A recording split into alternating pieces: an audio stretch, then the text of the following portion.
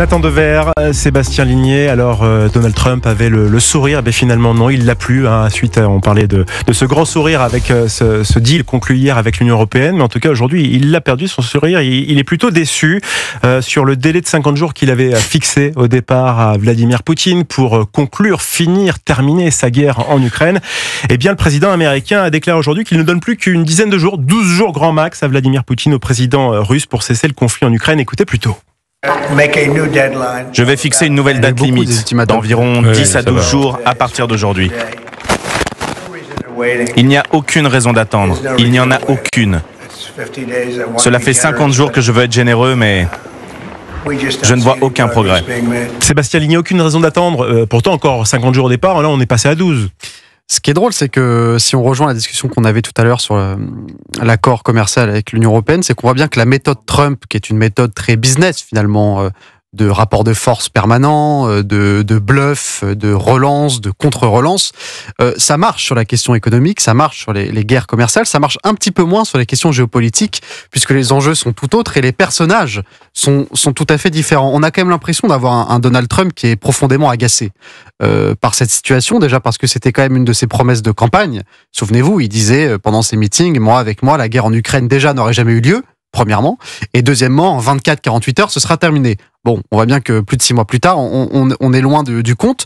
Je pense qu'il a rencontré avec Vladimir Poutine un adversaire à sa hauteur. Peut-être sûrement qu'il a sous-estimé Vladimir Poutine et qu'il a sous-estimé la volonté de Vladimir Poutine d'aller jusqu'au bout de son invasion. Et je pense que Vladimir Poutine ira jusqu'au bout, peu importe les menaces américaines.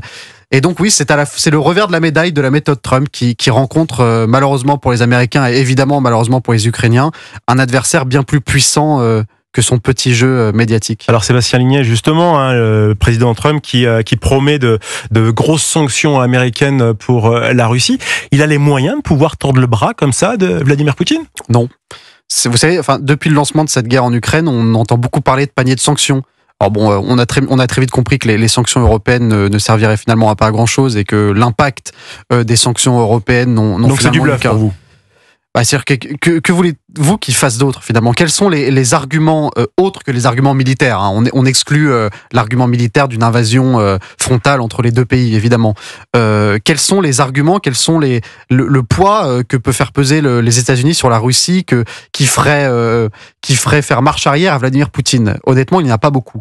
Je pense que le seul accord possible, malheureusement, c'est un accord avec l'Ukraine sur une question territoriale. De toute manière, on ira sur cette question-là un jour ou l'autre et il va falloir se résoudre au fait que l'Ukraine qu'on a connue avant l'invasion ne sera pas l'Ukraine qu'on a connue après.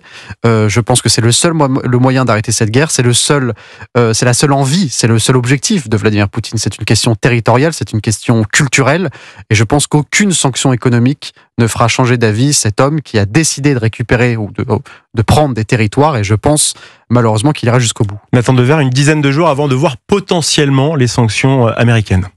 Jusqu'à preuve du contraire, je pense qu'il ne faut accorder aucun crédit aux soi-disant pseudo-menaces, prétendues intimidations de Donald Trump envers Vladimir Poutine. Je dis ça parce que pour l'instant, il s'est toujours comporté comme quelqu'un dont le comportement pourrait être celui d'un agent de la Russie. C'est-à-dire quelqu'un qui n'a cessé de se coucher, je parle même de son premier mandat, qui a été élu en partie, nous le savons, grâce à l'influence des Russes. Mais vous le savez. Pardon, non, ça a été montré, démontré, redémontré, etc. Et qui surtout n'a cessé de se coucher devant le pouvoir de Vladimir Poutine. J'aimerais rappeler 2 ou 3 faits qui me semblent centraux. Donc Poutine n'a pas peur du tout de Donald Trump. Mais c'est plus que ça, il le tient. La documentation est faite, d'ailleurs même sur la manière dont donc Trump... ce genre d'ultimatum, ça le conforte dans son rôle de chef de guerre, quoi. Mais c'est pas ça. Il sait très bien que ça n'a aucune... Enfin, en tout cas, jusqu'à preuve du contraire. Ensuite, il peut décider de se révolter. Mais pour l'instant, Donald Trump a toujours été tenu par Vladimir Poutine. 3 faits. Années 90. D'abord, il y a eu un apport russe et nous le savons à la fortune et à la construction de la fortune personnelle de Donald Trump. Premier mandat de Donald Trump. Un moment central. Une conférence de presse à Stockholm de mémoire, où Donald Trump est avec Poutine, en plein milieu de l'affaire sur l'ingérence russe.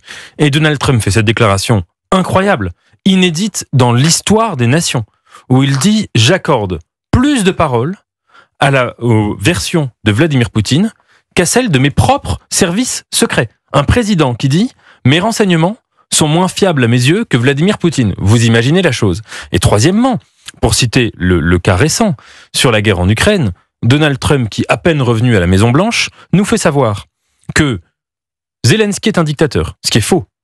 Que Zelensky a déclenché la guerre contre la Russie, que Zelensky a provoqué la Russie, que Zelensky joue avec le risque d'une 3e guerre mondiale et avec des potentielles centaines de millions de morts, en n'ayant jamais le tiers, du 10e, du 1000e de ce genre de vocabulaire vis-à-vis de Vladimir Poutine.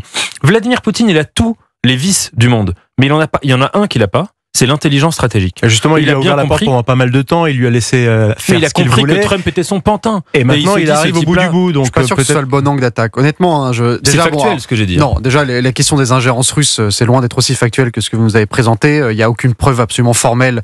Et d'ailleurs, l'affaire est plutôt en train de se retourner contre le camp démocrate qui serait plutôt accusé d'avoir favorisé la montée de cette rumeur d'une ingérence russe. Mais je pense pas, honnêtement, je pense que la réalité est beaucoup plus simple que ça. J'aimerais être comme vous et penser qu'il y a toujours un grand complot, que finalement Vladimir Poutine a placé un pantin à la tête de l'État américain. J'ai peur que la réalité soit bien plus triviale et qu'on ait à la tête des États-Unis un homme qui est finalement un petit peu perdu, c'est la question géopolitique, un homme qui a sous-estimé un adversaire. Et je ne crois pas que ce soit un pantin. Je pense que ce n'est pas un politique, si vous voulez. C'est un chef d'entreprise, c'est un businessman, et on le voit sur les questions économiques, on le voit sur les questions commerciales. On aime ou pas la méthode. Ce n'est absolument pas un idéologue, comme certains le pensent. C'est pas du tout un idéologue qui aurait eu une vision sur l'Amérique culturelle, sociétale. Et je pense pas que ce soit un expert de la géopolitique. Et je pense qu'il a cru trop facilement pouvoir s'extirper d'une affaire, en essayant au passage de récupérer un prix Nobel de la paix qu'il pense être, finalement, qu'il le voit comme une espèce d'Oscar, un Oscar du meilleur politique de l'année. Il a envie de le récupérer parce que ça ferait bien sur son étagère à trophées, si vous voulez. Mais je pense que, honnêtement, ça ne va pas plus loin que ça. C'est un homme qui a envie d'être riche, c'est un homme qui a envie d'être puissant, c'est un homme qui a envie d'être reconnu. Et pour cela, il faut qu'il arrête des guerres, il faut qu'il remporte des conflits, et il faut qu'il gagne des guerres commerciales. Je pense qu'avec Donald Trump, il n'y arrivera pas. La question n'est pas de savoir si Trump est un expert en géopolitique ou non. Le fait est qu'il a un langage géopolitique. Quand il traite Zelensky de dictateur, pas besoin d'être expert en géopolitique pour faire cela. Quand il dit les pires ordures, parce qu'il n'y a pas d'autre mot, c'est un pays en guerre, un pays agressé, les pires saloperies sur l'Ukraine, qu'il dit ça qu'il a dit cela pendant plusieurs semaines à longueur de journée. Pas besoin d'être expert en géopolitique pour cela. Il n'a jamais employé ce vocabulaire pour parler de Poutine, qui est un authentique dictateur. Pourquoi il le fait qui pas, bute depuis 20 ans ses opposants dans tout le monde entier, Est-ce que vous pensez qui a tué des centaines de milliers de gens dans le monde entier. Et Trump se couche devant Poutine. Pour l'instant, vous ne pouvez pas me citer un seul moment, où Trump est allé contre les intérêts majeurs de la Russie sur ces questions-là. Pas un seul. Et sur l'affaire des démocrates, ça n'a rien à voir. Trump est en train, manifestement, de faire diversion par rapport à une affaire Epstein dans laquelle il est empêtré, avec sa base MAGA complètement complotiste et délirante, qui se rend compte que finalement ce type-là était copain avec Epstein beaucoup plus qu'il ne l'avait dit. Et il est en train d'accuser, il y a aucune pour preuve faire judiciaire sur l'ingérence, encore une fois, mais c'est un autre sujet. Il est en train, en tout cas, d'accuser Barack Obama d'avoir lancé un grand complot Imaginons contre demain, lui. Donald Trump fait une déclaration à la Maison-Blanche. Vladimir Poutine est un dictateur, un tyrannique, un sanguinaire, il a du sang sur les mains. Vous pensez que ça va faire avancer la situation ? La question n'est pas de faire des déclarations. La question est de dire... C'est exactement ce que vous venez de dire. La question n'est pas seulement de faire des déclarations. D'abord, c'est de dire clairement, en matière de déclaration,